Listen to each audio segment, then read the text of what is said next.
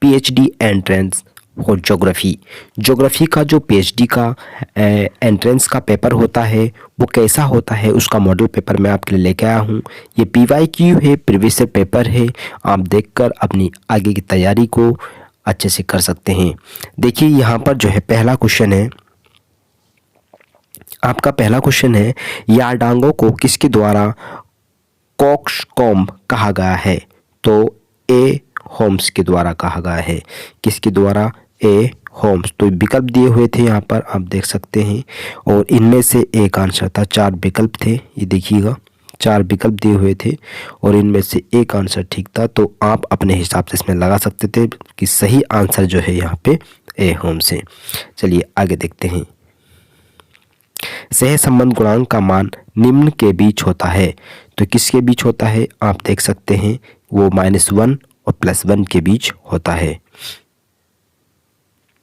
आगे देखिए,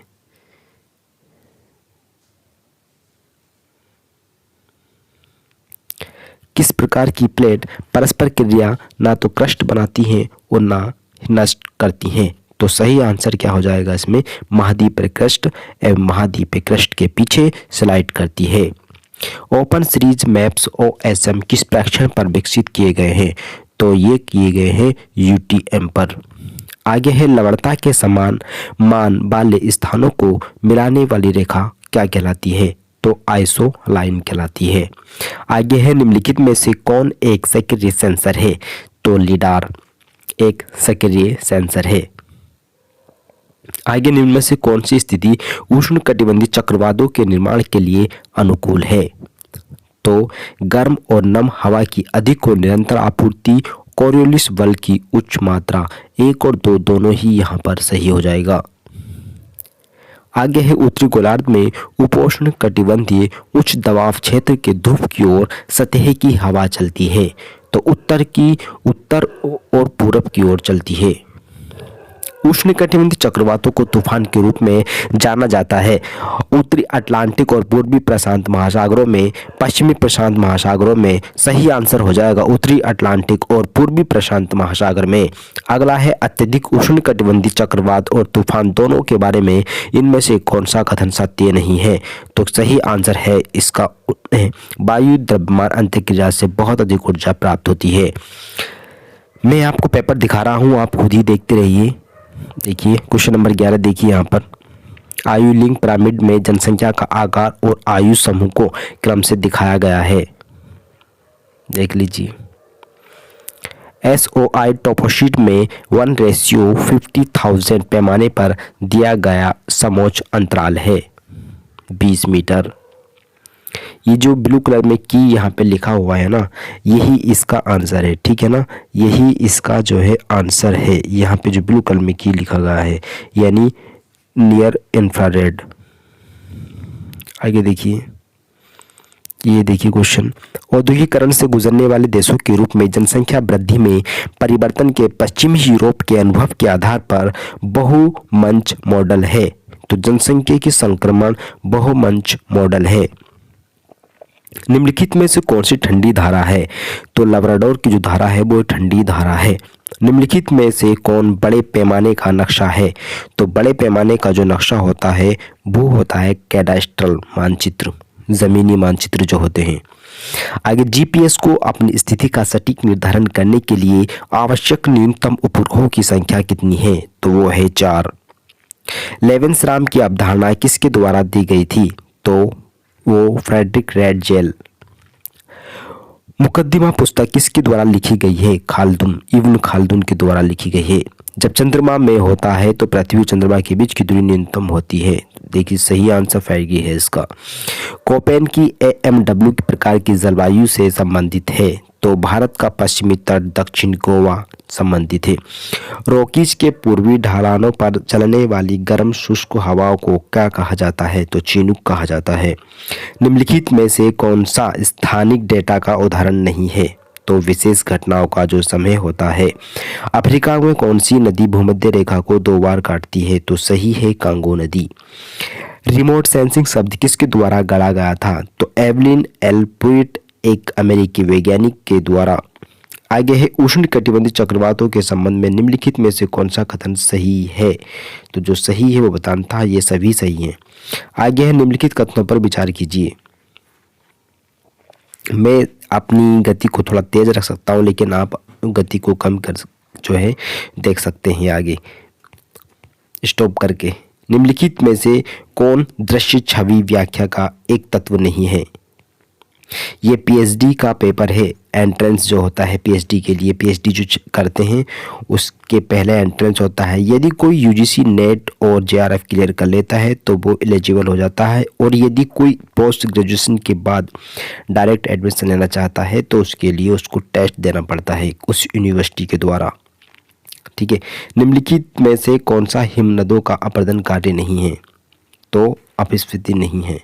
देख लीजिए, वायुस्फीयर जयमंडल परियोजना किस वर्ष शुरू की गई थी। 1986 में। मौसम संबंधी सूखे का अर्थ क्या है। देख लीजिए, ये टिल्टमीटर एक उपकरण है जिसका उपयोग अध्ययन करने के लिए किया जाता है। ज्वालामुखी।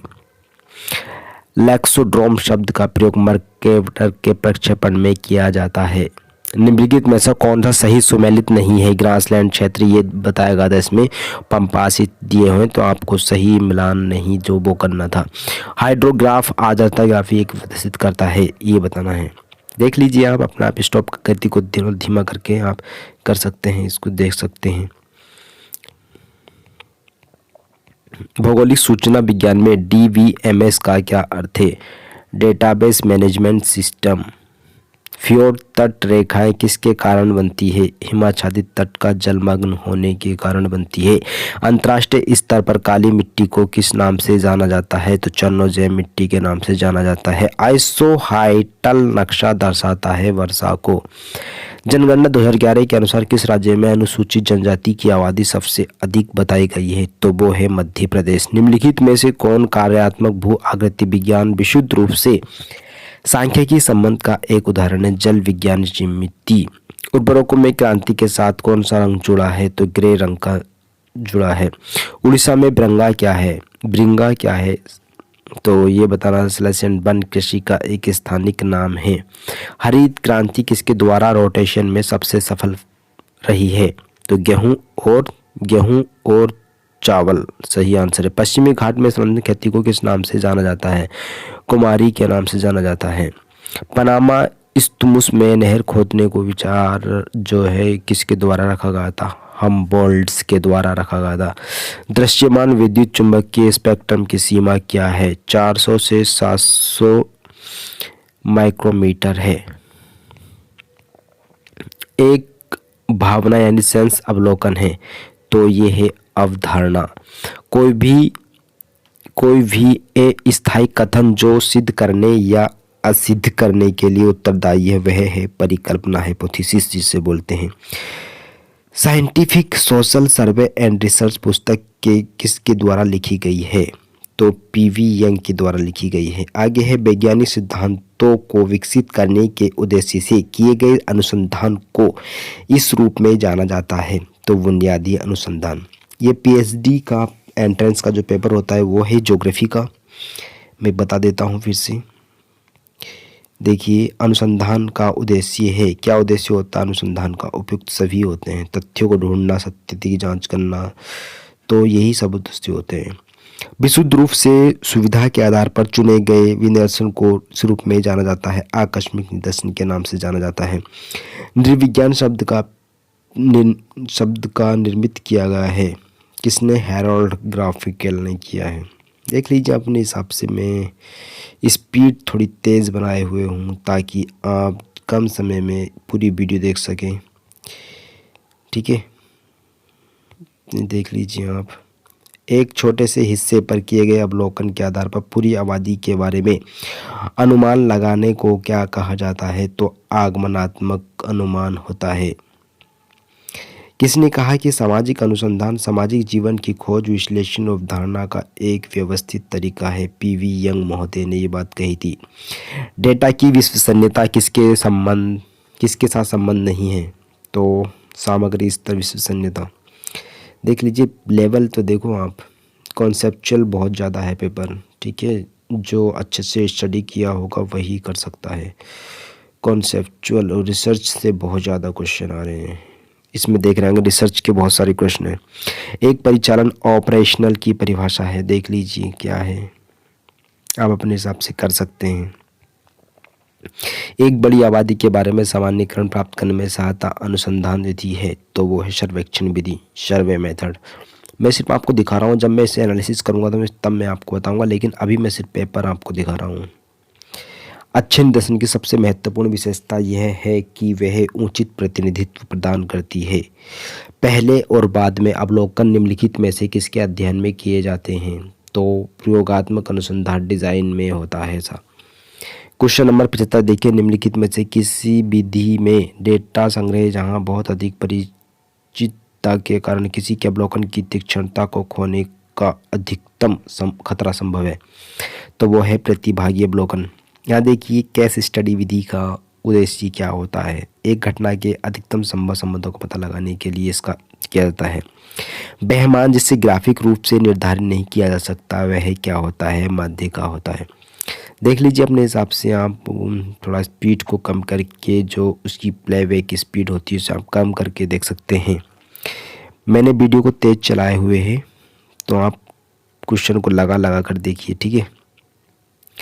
देखिए,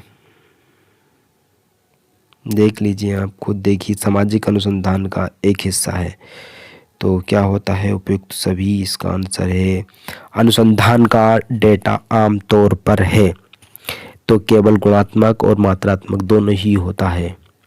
निम्नलिखित में से कौन सा कथन परिकल्पना के परीक्षण के संदर्भ में सत्य है, तो देख लीजिए आप, जो सबको सही लगता है टिक कर लीजिए उस पर ही। मैं तो एनालिसिस में सिर्फ दिखा रहा हूँ अभी आपको पेपर, ठीक है। जल्दी से वीडियो पूरी हो जाएगी। जब एक भिन्न विश्लेषण परीक्षण आयोजित करने के उपयुक्त है तो वह सब देख लीजिए, आप खुद देख लीजिए। क्रॉस सांस्कृतिक, जो सांस्कृतिक अध्ययन का एक उदाहरण है, तो वो है तुलनात्मक अनुसंधान। एक मान्यता से आपका क्या मतलब है, देख लीजिए आप। वैज्ञान और वैज्ञानिक शब्द का अर्थ है, देख लीजिए। निम्नलिखित में से कौन सा अनुसंधान मुख्य रूप से तथ्यात्मक उद्देश्यों पर बल देता है, ऐतिहासिक अनुसंधान। एक सफल अनुसंधान आवश्यकता, देख लीजिए खुद देखिए। 95 number question, 96, 97, 98, 99 and this is the last question of the paper 100। सह संबंध की प्रमुख विशेषता क्या होती है, तो चर के बीच संगठन स्थापित रखता है। साथियों, अगर वीडियो पसंद हो वीडियो को लाइक करें और चैनल को सब्सक्राइब करें। ऐसे ही पेपरों को देखने के लिए हमारे चैनल के साथ जुड़ें। Thanks for watching this video.